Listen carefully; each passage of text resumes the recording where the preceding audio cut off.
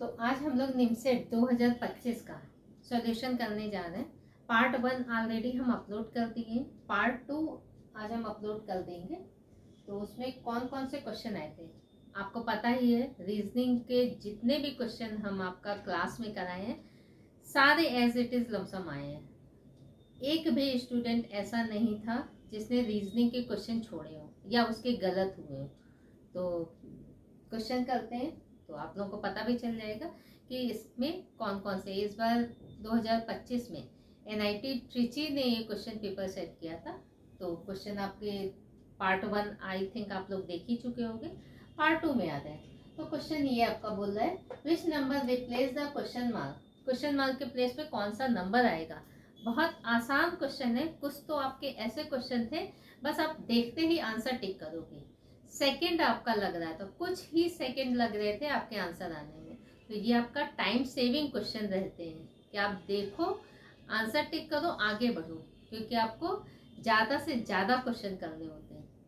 तो इसमें क्या है देखो, 2 का स्क्वायर, 3 का स्क्वायर, 4 का स्क्वायर, 5 का स्क्वायर, 6 का स्क्वायर। तो 6 का स्क्वायर देन आंसर आपका 36। आगे इसमें दिया भी है 49। ठीक है, ये लिखे नहीं थे। तो 6 का स्क्वायर देन राइट आंसर आपका 36 है। तो ये क्वेश्चन नोट कर लीजिए, फिर हम लोग आगे क्वेश्चन करते हैं।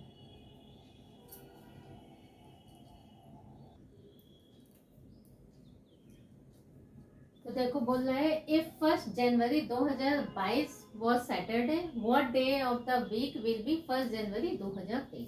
तो देखो 1 जनवरी 2022 को बोल रहा है सैटरडे है। तो 1 जनवरी 2023 को कौन सा दिन होगा ये आपको बताना है। तो इसके हम आपका 2 लॉजिक बताए थे। एक तो जो सबसे आसान लॉजिक है वो आपका क्या है, देखो 2022 आपका क्या है, नॉर्मल ईयर है। तो नॉर्मल ईयर का कैलेंडर का पहला दिन और आखिरी दिन क्या होता है, सेम होता है। तो 1 जनवरी 2022 को अगर सैटरडे है तो बेटा आपको पता होगा 31 दिसंबर 2022 को भी सैटरडे होगा, क्योंकि ये कौन सा है 2022 नॉर्मल ईयर है। नॉर्मल किसी भी नॉर्मल ईयर का जो 1 जनवरी को दिन होगा वही दिन 31 दिसंबर को भी होगा। आप कैलेंडर टॉपिक मेरा देख लेना, ऑलरेडी मेरे YouTube चैनल में पड़ा हुआ है। सारा जितना भी पैटर्न है कैलेंडर का हम उसमें डिटेल में बताए हैं, तो आप वहां से थ्योरी क्लियर कर लेना। अब आते हैं तो जब सैटरडे है तो 1 जनवरी 2023 को क्या हो जाएगा, संडे हो जाएगा।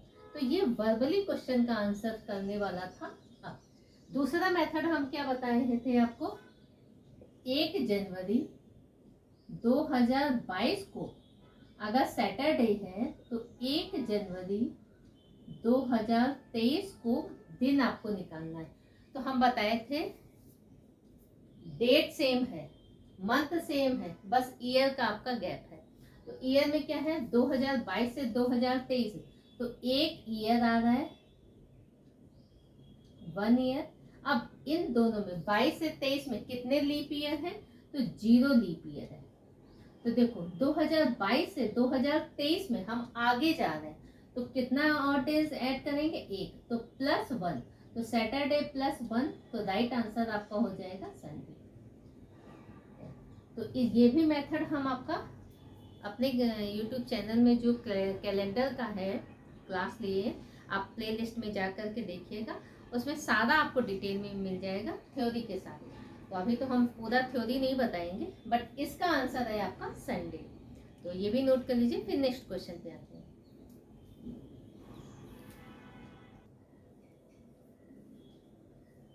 तो नेक्स्ट क्वेश्चन आपका कोडिंग डिकोडिंग का है। बोला in a certain code sun is written as this one. तो देखो सन को कोड कर रहा है RWK से and moon is written as MOON। Moon को कोड कर रहा है LQLR से। तो स्टार का कोडिंग बताना है, इसका कोडिंग बताना है क्या है। तो देखो हम कोडिंग डिकोडिंग में आपको पहले भी बोलते हैं, क्लास में भी बोलते हैं, कोडिंग डिकोडिंग का जब भी आपका क्वेश्चन आएगा आपको कंप्लीट सॉल्यूशन नहीं देखना है, ऑप्शन एलिमिनेट करना है कितनी जल्दी आप ऑप्शन एलिमिनेट करके राइट आंसर तक पहुंच जाते हो, उसी में आपकी जीत है। ठीक है, वहां आप मेरे जैसे पढ़ा नहीं रहे हो कि आप कंप्लीट आंसर ही पूरा टिक करोगे कि देख लोगे लास्ट तक। क्योंकि इस ऑप्शन में नन ऑफ दीज नहीं है, ये आपके लिए बेनिफिशियल है। अगर नन ऑफ दीज आंसर होता तो हम बोलते कि आपको कंप्लीट सॉल्यूशन इसका पूरा निकालना है। हो सकता है आपका लास्ट वाला इंटरचेंज होकर के नन ऑफ दीज आंसर आ जाए, बट इसमें नन ऑफ दीज आंसर नहीं है। Option A, B, C and D ये आंसर है। तो देखो एस का पोजीशन कितना होता है, पोजीशन पुट करो, जब भी आपका हो पोजीशन पुट करो। 19, 21, 14, 18, 23, 11। देखो 19 से 18 इसमें क्या है -1, 21 से 23 क्या आया +2, 14 से 11 -3। तो अल्टरनेट हो रहा है। देखो सीरीज आपका इंक्रीजिंग ऑर्डर मेंटेन कर रहा है, 1 2 3 4 ये, बट एक बार माइनस फिर प्लस फिर माइनस फिर प्लस, ये रूल आपका अप्लाई कर रहा है। देखो माइनस प्लस माइनस, तो आपको डायरेक्ट यहाँ पे ये अप्लाई करके चेक कर लेना है। फिर भी देख लो एम का पोजीशन कितना है 13, ओ 15, 15 एंड 14, 12, 17, 12, 18। देखो 14, 13 से 12 -1 हुआ, उसके बाद +2 हुआ 15 और 17, फिर क्या हुआ -3 हुआ 15, 12, फिर क्या हुआ +4 हुआ 14 +4 18। तो देखो 1 2 3 4 ये सीरीज कंटिन्यू है, but minus plus minus plus ये आपका हो रहा है। तो ऑप्शन के थ्रू जाना आप 19 के बाद -1 करेंगे, तो -1 करेंगे 18, इट मीन्स आंसर आपका क्या होगा आर से स्टार्ट होना चाहिए। तो ऑप्शन ए तो आपका एलिमिनेट हो गया। अब आर इसमें है, आर इसमें, तो अब दूसरा चेक करो। टी का पोजीशन 20, तो क्या होगा +2, तो 22 आंसर क्या होगा वी। यहाँ यू है, ये आंसर आपका नहीं होगा, यहाँ यू है, ये आंसर नहीं होगा, तो राइट आंसर आपका ये। तो देखो हमने कंप्लीट नहीं सॉल्यूशन किया। अगर आपकी जगह हम एग्जाम देते तो हम सिर्फ ये करते, इसको छोड़ देते और डायरेक्ट यही रूल इसमें अप्लाई कर देते। तो इसका आंसर आ रहा है, आप चेक कर लो। ए का 1, आर 18, तो 1 अब क्या होगा -3 करेंगे तो ये रिवर्स जाएगा, तो 24 आंसर आपका होगा एक्स। 18 अब क्या है +4 तो 22 आंसर है बी। तो आर बी एक्स बी। ठीक है, तो ये भी नोट कर लीजिए। तो जब भी आपका कोडिंग डिकोडिंग का क्वेश्चन है, इसीलिए हम बोलते हैं कोडिंग डिकोडिंग है, अल्फाबेट है। कुछ टॉपिक ऐसे जैसे सीरीज है, पजल है, एनालॉजी है, क्लासिफिकेशन है, कुछ टॉपिक ऐसे हैं जिनमें आपको पोजीशन लर्न होने से आपके लिए बेनिफिशियल रहेगा वो टॉपिक। अगर ऐसे क्वेश्चन आ जाएंगे तो इजीली आप सॉल्व कर लोगे। कभी कभी कॉम्प्लीमेंट्री पेयर भी दे देता है, तो इसको भी नोट कर लीजिए।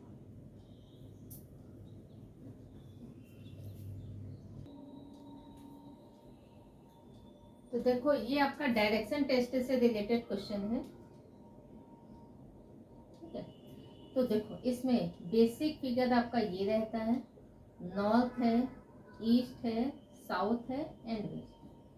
बोल रहा है a person walk 8 kilometre towards north की ओर 8 किलोमीटर चला देते हैं भाई। नॉर्थ की ओर ये 8 किलोमीटर चला रही है, नॉर्थ की ओर 8 किलोमीटर। ठीक है, वो turn right and walk 4 kilometre, right turn ले जाए। तो जब भी राइट टर्न होता है तो क्या होता है क्लॉकवाइज डायरेक्शन। ये है राइट टर्न, क्लॉकवाइज डायरेक्शन में किया, तो ये कितना मूव किया 4 kilometre. Right turn and walk 4 kilometre, turn right again and walk 6 kilometre. यहाँ आने के बाद फिर ये राइट टर्न ले रहा है, right turn it means clockwise direction, ये तो 6 किलोमीटर चला, तो ये हो गया 6 किलोमीटर। ठीक है, ये चला। Finally he turn to left and walk 3 kilometre. अब लेफ्ट टर्न ले रहा है, तो लेफ्ट टर्न क्या होता है एंटी क्लॉकवाइज डायरेक्शन, ये है left turn anti clockwise direction. 3 kilometre गया, तो ये हो गया 3 किलोमीटर। ठीक है, तो क्वेश्चन है how far is he from the starting point. तो स्टार्टिंग पॉइंट मेरा ये है, स्टार्टिंग पॉइंट से ये पर्सन कितना डिस्टेंस अवे है, ये आपको निकालना ए बी।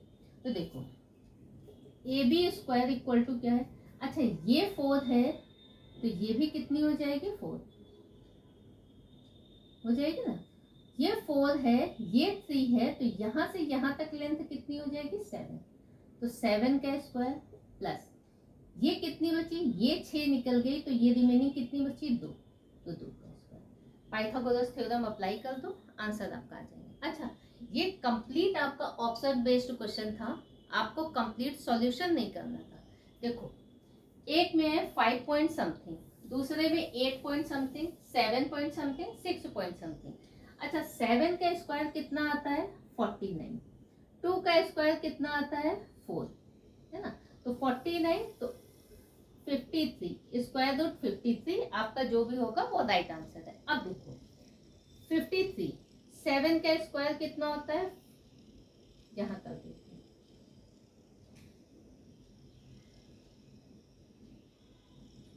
7 का स्क्वायर 49, 8 का स्क्वायर कितना होता है, 64।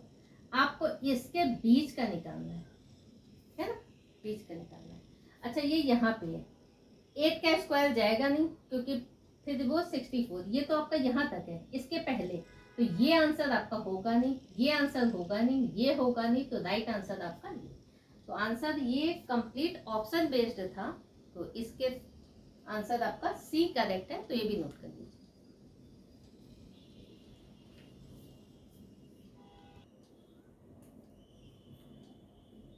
देखो नेक्स्ट आपका ये सीरीज का क्वेश्चन है। इस बार जो क्वेश्चन आपका सेट हुआ है ना, एक्चुअल में ऐसे ही क्वेश्चन सेट होने चाहिए, ऑप्शन बेस्ड होने चाहिए, क्योंकि ये आपका सब्जेक्टिव एग्जाम नहीं होता है, ऑब्जेक्टिव होता है। आपको आंसर टिक करना होता है और आगे बढ़ना होता है।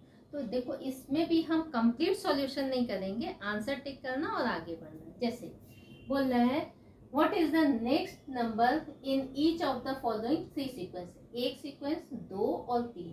तो इसमें कौन सा ऑप्शन आएगा, option A B C and D, ये आंसर है। तो पहला सीरीज जब हम चेक कर रहे हैं तो पहले सीरीज में क्या रूल अप्लाई हो रहा है, तो देखो जब भी हम क्लास में भी बताते हैं, जब भी सीरीज आपका इंक्रीजिंग ऑर्डर मेंटेन करें तो क्या पॉसिबिलिटी होगी, या तो मल्टीप्लाई हो रहा होगा या कुछ एडिशन हो रहा होगा। कभी कभी एट ए टाइम 2 रूल भी अप्लाई होते हैं। और अगर सीरीज डिक्रीजिंग रूल फॉलो कर रही है, मीन्स सबसे बड़ा नंबर फिर छोटा, तो अगेन 2 पॉसिबल केस होंगे, या तो उस नंबर में कोई नंबर सब्ट्रैक्ट हो रहा होगा या डिवीजन का रूल अप्लाई होगा।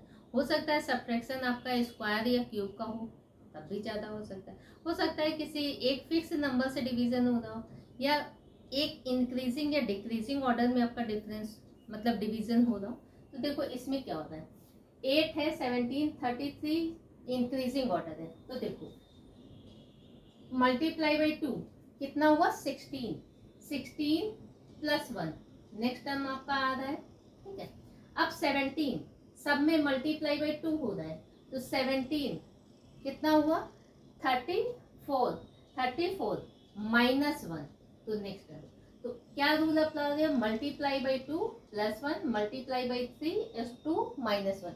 तो सब में मल्टीप्लाई हो रहा है, मतलब डबल तो हो रहा है, ठीक है, डबल तो हो रहा है, बट एक बार प्लस 1 फिर माइनस 1, फिर यहाँ प्लस 1 होगा, फिर यहाँ माइनस 1, फिर यहाँ प्लस 1 होगा। तो ये रूल आपका फॉलो करना है। देखो 33 डबल किया कितना आया, 66 आया, प्लस 1 आ रहा है आंसर आपका।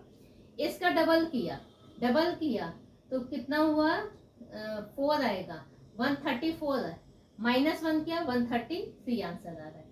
तो सेम इसका भी डबल प्लस 1 कर देना, आपका आंसर आ जाएगा। तो जब इसका डबल करेंगे तो देखो इसका डबल किया तो 662 266, अब प्लस 1 करेंगे तो 267, इस प्लेस पे 267 होना चाहिए। इस आंसर इस ऑप्शन में आपका है नहीं, इस ऑप्शन में है नहीं, इस ऑप्शन में है नहीं, तो राइट आंसर आपका ए, ये आपका आंसर करेक्ट है। आंसर इसको टिक करना और आगे बढ़ना। तो देखो कितना टाइम लगा कहीं टाइम नहीं लगा। तो ये सारे क्वेश्चन इस बार आपके जो भी आए थे तो ये आपको टाइम दे रहे थे ताकि आप ज्यादा से ज्यादा स्कोर कर सको। देखो तो ये तो 2 हो गया, इसमें क्या होता है, मल्टीप्लाई बाई 3, अगेन +1 -1 +1 -1 वही होता है, तो इसमें +1, तो 7 3 21 सॉरी अब +2 हो जा रहा है, तो 21 +2, तो ये नंबर इंक्रीजिंग ऑर्डर में, अभी 1 है फिर 2 है, तो नेक्स्ट में हो सकता है 3 हो जाए। तो कभी कभी वही केस होता है, जैसे यहाँ मल्टीप्लाई बाई 2 तो मल्टीप्लाई बाई 3, लेकिन यहाँ पे +1 तो यहाँ पे भी +1, यहाँ माइनस यहाँ माइनस, तो ये भी रूल अप्लाई हो सकता है।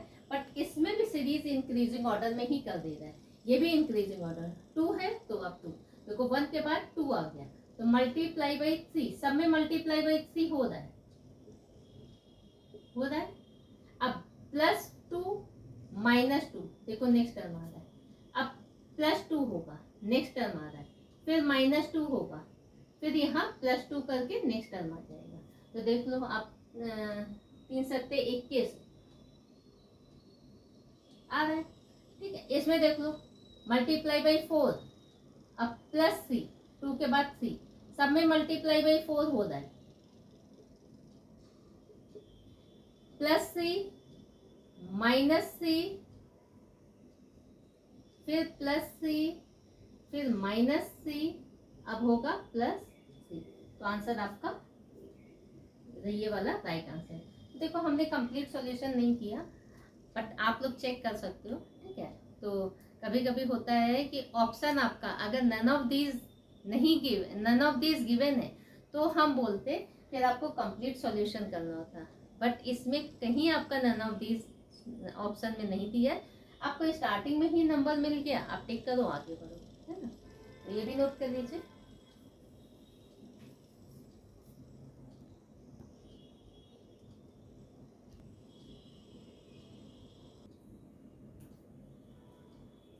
देखो ये भी आपका कोडिंग डिकोडिंग का क्वेश्चन है, तो इसका बोल रहा है REASON, reason is coded as TDDQSK, तो इसका पूछ रहा है PRAYER, इसका कोडिंग क्या होगा। तो देखो नंबर ऑफ लेटर 1 2 3 4 5 6, इसमें भी है 1 2 3 4 5 6, इसमें भी है। तो देखो पोजीशन पुट करते हैं, पोजीशन पुट करो जरा। आर का पोजीशन 18, T 20, 5 4 1 4 19 17 15 19 14 और 11। तो देखो 18 से 20 हुआ, कितना हुआ, +2 हुआ, ठीक है। तो इसमें 16 +2 करेंगे तो 18 आएगा, 18 इट मीन्स आर आपका आंसर होगा, यहाँ आंसर एस है, तो ऑप्शन ए आपका कैंसिल हुआ, आर इसमें भी, आर इसमें भी, आर इसमें भी, 3 ऑप्शन आपके बच गए। अच्छा भाई देखो 5 से 4 क्या हो रहा है, -1 हो रहा है, तो 18 के बाद -1 कर देंगे तो 17 इट मीन्स क्यू आना चाहिए, क्यू इसमें है, यहाँ टी है, यहाँ क्यू है, तो ये भी आंसर आपका कैंसिल होगा। अब इन 2 आंसर में एक आंसर आपका है। देखो अब RQD, अब W और Z, अगर इसमें से हमें पता चल जाएगा कोई कौन सा आंसर होगा तो पता चल जाएगा, दोनों में D ही आएगा। तो देखो A1 के बाद क्या हो गया, +3 हुआ, तो इसमें भी A1 है, +3 किया तो D आएगा, 3 और 1 4, चौथा लेटर कौन सा है, D, तो दोनों में RQD। अब लास्ट वाला से हमें आंसर पता चल जाएगा।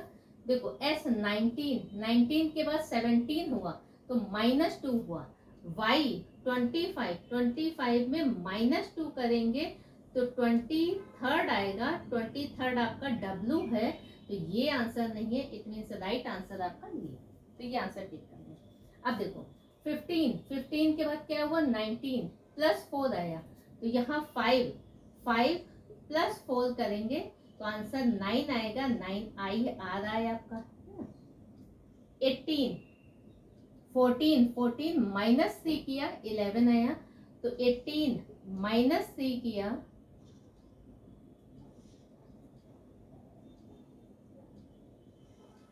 14 14 के बाद 11 आया तो -3 r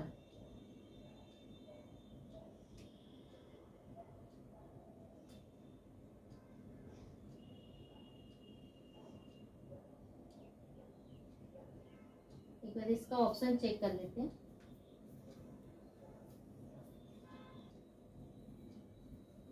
नहीं ठीक है, हम ये आई समझ रहे थे, तो लास्ट आपका ओ है।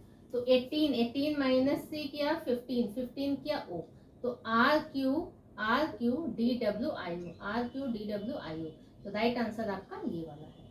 तो ये भी आपका ऑप्शन बेस्ड ही था क्वेश्चन। तो कोडिंग डिकोडिंग आप ऐसे जब भी आप सॉल्व करोगे, हमेशा कोडिंग डिकोडिंग ऐसे ही सॉल्व करो, बट पोजीशन याद कर लेना, तो ये यूजफुल रहेगा आपका। तो ये भी नोट कर लो।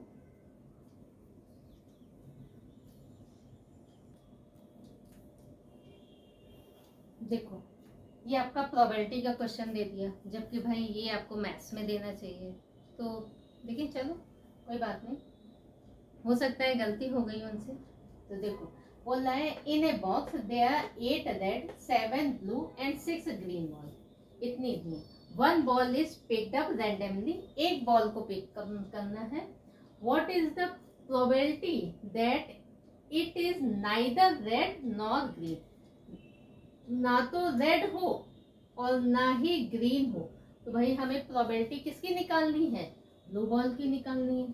तो क्या होता है फॉर्मूला, तो लिख देंगे 7C1 डिवाइडेड बाई 8 + 7 कितना हुआ 15 और 6 कितना हुआ 21 तो कितना हुआ 1/3।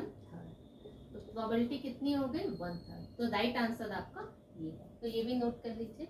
हालांकि आसान था, आप लोग तो मैथ्स के स्टूडेंट हो, आप लोग ने जरूर किया है क्वेश्चन।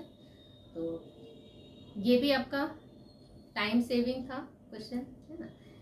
तो ये भी नोट कर लीजिए।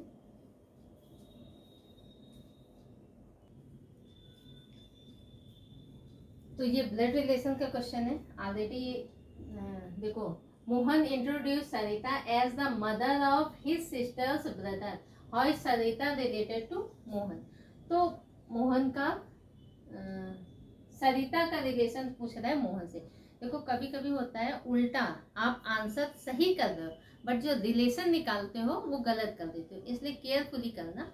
तो इसमें क्या बोल रहा है, मोहन इंट्रोड्यूस कर रहा है। अच्छा क्या कर रहा है, हिज सिस्टर्स ब्रदर, हिज किसके लिए रिप्रेजेंट कर रहा है, ये मोहन के लिए।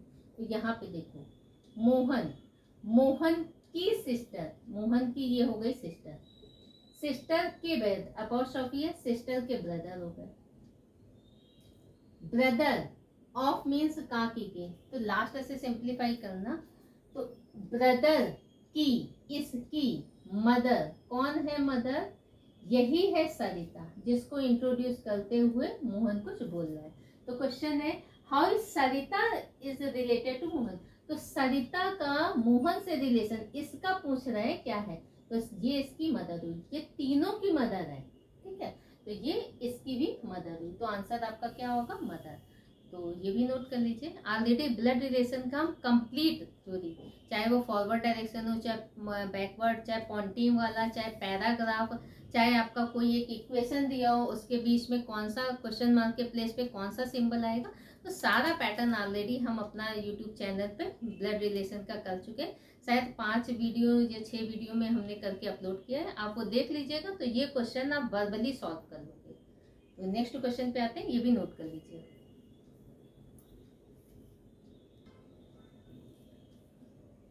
देखो नेक्स्ट क्वेश्चन आपका था which number replace the question mark. यहाँ क्वेश्चन मार्क था, हमने डैश बना दिया, तो इस प्लेस में कौन सा ऑप्शन आएगा वो आपको बताना है। तो इस क्वेश्चन में आपका थोड़ा सा दिक्कत था, इसमें मल्टीपल आंसर आ रहे थे, तो इसको चैलेंज भी किया गया है। जिन बच्चों ने क्वेश्चन अटेम्प्ट किया है उनको मार्क्स भी मिलेंगे। तो देखो इसमें कौन सा रूल अप्लाई हो रहा है। पहले तो बहुत सारे बच्चों ने क्या कर दिया है, यहाँ कर दिया है पहला रूल, जैसे इसमें 3 है, मल्टीप्लाई बाई 2 किया तो 6 आ गया, मल्टीप्लाई बाई 3 किया तो 18 आ गया, मल्टीप्लाई बाई 4 किया तो 72 आ गया। अब मल्टीप्लाई बाई 5 कर दिया तो 360 आ गया, 360 आंसर में था, आंसर टिक करके आगे बढ़ गए, बट उन्होंने ये नहीं चेक किया यहाँ पे 432 है। तो अगर यही मल्टीप्लाई बाई 2, 3, 4, 5 तो नेक्स्ट मल्टीप्लाई बाई 6 आएगा, तो आंसर आपका आना चाहिए 2160, जबकि यहाँ पे आपका ये नहीं था। तो जिन बच्चों ने ये रूल अप्लाई किया था तो उनका तो ये गलत हो गया, क्योंकि ये वाला रूल ही नहीं फॉलो कर रहा है, लास्ट आपका नंबर डिफर करता है। सेकंड, इसमें कौन सा रूल अप्लाई कर रहा है, जैसे 3 है, मल्टीप्लाई बाई 2 किया तो 6 आया, फिर मल्टीप्लाई बाई 3 किया तो 18 आ रहा है, ठीक है, मल्टीप्लाई बाई 4 किया तो 72 आ रहा है। अब यही सीरीज आपका कंटिन्यू हो जाएगा डिक्रीजिंग ऑर्डर में। 4 के बाद फिर मल्टीप्लाई बाई 3 कर दिया तो आंसर आपका आएगा 216, फिर मल्टीप्लाई बाई 2 किया तो आपका आंसर 432। देखो 6 दूनी 12 की 2, 2 एकम 2 और कैरी 3, 2 दूनी 4। तो ये तो एक रूल ये है, तो इसके थ्रू आंसर आपका आ रहा था 216। तीसरा रूल, इसमें मल्टीप्लाई बाई 2 किया तो 6 आ गया, फिर मल्टीप्लाई बाई 3 किया तो 18 आ गया, आ भी रहा है, मल्टीप्लाई बाई 4 किया तो 72 आया, multiply by 3, multiply by 4, multiply by 3, यही सीरीज इन्होंने फिर से रिपीट कर दिया। मल्टीप्लाई बाई 2 किया तो मल्टीप्लाई बाई 2 किया तो 2 2 जा 4, 7 2 जा 14, तो 114, ये भी आपका आंसर है। अब देखो मल्टीप्लाई बाई 3 कर रहे हैं तो आपका फिर यही आ रहा है 432। देखो 4 3 12 की 2 कैरी 1, 4 3 12 13 की 3 कैरी 1, 3 एकम 3 और 4, नेक्स्ट आ रहा है। तो multiply by 2, multiply by 3, multiply by 4, यही सीरीज इन्होंने फिर से रिपीट कर दिया, क्योंकि सीरीज का है, रिपीटेड सीरीज भी होती है, तो इसमें मल्टीपल आंसर आ रहे थे। बट ये जिसका है तो ये तो आंसर इसका होगा ही नहीं, क्योंकि नेक्स्ट आपका लास्ट में 2160 होना चाहिए, तो वो आपका नहीं दिया था। इट मीन्स वो वाला रूल जो अप्लाई किया है जिन्होंने, तो वो इसमें रूल फॉलो नहीं कर रहा। तो इसमें आपके आंसर 2 थे, तो दोनों में जिसने भी अटेम्प्ट किया होगा ये क्वेश्चन उसको मार्क्स मिलेंगे, तो ये भी नोट कर लीजिए। फिर नेक्स्ट क्वेश्चन पे आते हैं।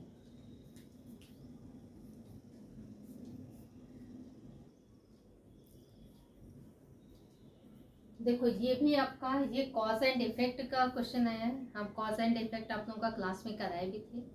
तो देखो हमने आपको बताया भी था कि सिंगल स्टेटमेंट कभी भी कॉज नहीं हो सकता, वो हमेशा किसी न किसी का इफेक्ट होगा। तो देखो ऑप्शन आपका ये स्टेटमेंट दिया है, बोल रहा है the meteorological department predict deficient rainfall during monsoon season. Monsoon season के दौरान इस बार रेनफॉल जो है वो कम होगी, ये मानसून विभाग ने नोटिस जारी किया। सेकेंड बोल रहा है the GDP growth estimates have been revised downward by the government. अच्छा जीडीपी ग्रोथ भी जो है वो भी कम हो रही है। अच्छा क्या इसके कारण ये घटना हो रही है या इसके कारण ये घटना हो रही है? तो नहीं, दोनों का कारण, मतलब एक के कारण दूसरी घटना या दूसरे के कारण ये नहीं हो रही। तो ये दोनों तो both statement 1 and 2 are independent cause, दोनों कॉज नहीं है, ये किसी का परिणाम है, इफेक्ट है। ठीक है, तो इफेक्ट है। अच्छा बोल रहा है statement 1 is cause and statement 2 is effect. बोल रहा है स्टेटमेंट 1 कारण है, इसके कारण ये कम हुआ, तो ऐसा भी नहीं है, तो ये भी आंसर आपका नहीं होगा। अब दोनों क्या है, इफेक्ट ही है। Both statement 1 and 2 are effect of same common cause, या both statement 1 and 2 are effect of independent cause. बोल रहा है कि ये दोनों इफेक्ट तो है, इफेक्ट है, क्या इनका सेम कारण है? तो सेम कारण भी नहीं है, क्योंकि ये मानसून की बात कर रहा है और जीडीपी की बात कर रहा है, तो दोनों का जो कॉज है वो क्या है, अलग है। तो ये होगा both statement 1 and 2 are effect, दोनों इफेक्ट हैं, दोनों इफेक्ट हैं ऑफ इंडिपेंडेंट कॉज, इनके कारण अलग अलग है। भाई इस बार रेनफॉल कम होगी, इसका कारण अलग है, इसकी ग्रोथ कम हो रही, इसका कारण अलग है, तो दोनों अलग अलग इफेक्ट है। तो इसका आंसर, राइट आंसर आपका सी है।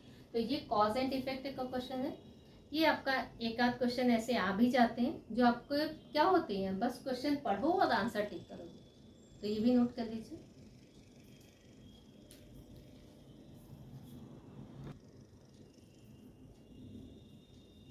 तो हम इसका पार्ट 1 अपलोड कर चुके हैं, पार्ट 2 भी अभी अपलोड हो जाएगा, नेक्स्ट अभी पार्ट 3 भी इसका अपलोड करें, क्योंकि ज़्यादा लंबा वीडियो बनाने पे आप लोग भी उतना मन से नहीं देखते हो। कम से कम देखो और पढ़ाई करो, समझो कि क्या क्या क्वेश्चन का लेवल आता है, कैसे क्वेश्चन को हमें अटेम्प्ट करना है। जैसे इसी बार 2025 का जिन बच्चों ने एग्ज़ाम दिया है तो उनका कुछ हम एग्जाम्पल आप लोगों को देना चाह रहे हैं, क्योंकि हर बार कभी कभी होता है भूल भी जाते हैं। उन्होंने गलती कहाँ किया है किसी किसी बच्चों ने, कि इसमें पैराग्राफ, जनरली पैराग्राफ आपका निमसेट में दे ही देता है ना, जानते भी हो। तो पैराग्राफ दिया, अब पैराग्राफ जो भी दिया उसमें एक क्वेश्चन था, और वो पैराग्राफ सॉल्व करने में, हालांकि पैराग्राफ आसान था, ये नहीं बोलेंगे कि बहुत टफ था, लेकिन उनका टाइम ज़्यादा के लिए दिया, टाइम ज़्यादा उसमें लगने के कारण जो आसान क्वेश्चन थे वो बहुत बच्चों ने क्या किए, स्किप कर दिए। तो इसीलिए इस बार 2 पैराग्राफ ऐसा ही आया था, एक एक क्वेश्चन था दोनों पैराग्राफ में। जनरली क्या होता है कि पैराग्राफ जब भी आपका देता है तो उससे रिलेटेड 2-3 क्वेश्चन ये दे ही देता है। तो पैराग्राफ आया था, आसान पैराग्राफ था, लेकिन उनको सॉल्व करने के लिए उन्होंने पैराग्राफ से ही स्टार्ट किया, और क्या किया, जो आसान क्वेश्चन थे उनके लिए लास्ट में टाइम ही नहीं बचा कि वो क्वेश्चन देख भी पाए। तो आप लोग ये मिस्टेक नहीं करना, ठीक है। एटलीस्ट जो नेक्स्ट ईयर बच्चे हैं जो अभी देंगे एग्ज़ाम, तो ये छोटा छोटा मिस्टेक होता है जो आप लोगों से हो जाता है, तो आप लोग कम से कम ये मिस्टेक नहीं करना।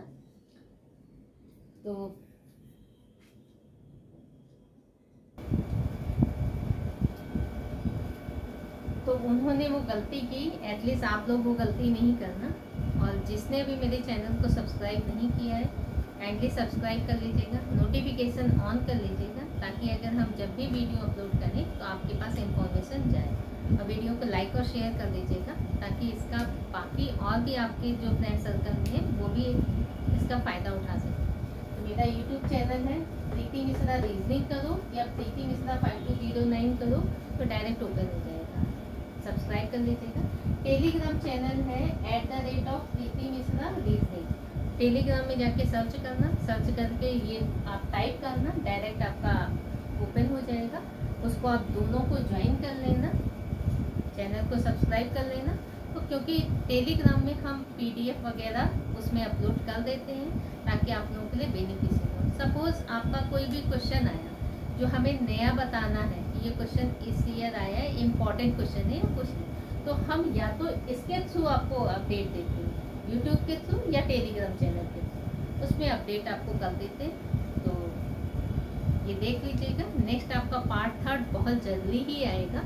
तो कुछ ऐसा ट्रिक होता है जहाँ आपको रीजनिंग के, हम तो रीजनिंग का क्लास लेते हैं तो रीजनिंग का ही बताते हैं। आप लोगों का जो 30 मिनट्स रहता है, तो उन 30 मिनट्स में पहले आप देखा करो कि कौन सा क्वेश्चन आसान है, क्योंकि आसान वाला क्वेश्चन सारे बच्चे जनरली अटेम्प्ट करते हैं, तो कम से कम वो मार्क्स आपके लिए सिक्योर हो जाएगा। उसके बाद आप चेक करो कि जो आपका लेंथी क्वेश्चन है उसको तुरंत स्किप कर दो, क्योंकि 40 में 40 क्वेश्चन कोई भी बच्चा नहीं करता, हमेशा कुछ ना कुछ क्वेश्चन छोड़ता है।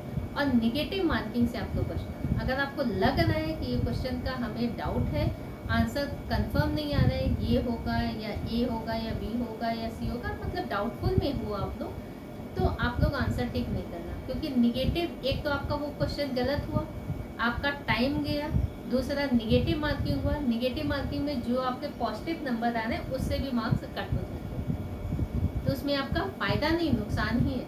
जनरली लोग बोल देता है कि अच्छा तुक्का मार दो, भगवान जी का नाम लेकर के आंसर टिक कर दो, जय माँ दुर्गा, जय माँ भगवान शिव, ऐसे ऐसे करके जो जिसको मानता है इष्ट को अपने, तो उन्हीं का नाम लेकर के टिक कर देते हैं। लेकिन ये एग्ज़ाम है, यहाँ आपके कर्म आपका साथ देंगे, जो पढ़े हो वही आपका साथ देगा। तो इसलिए तुक्का मत मारना।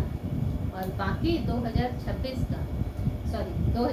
का जो पार्ट 3 है सॉल्यूशन का, वो हम जल्दी ही अपलोड कर देंगे। Thank you so much. और चैनल सब्सक्राइब कर लीजिएगा, वीडियो को लाइक और शेयर कर दिया करो। ठीक है, थैंक यू सो मच।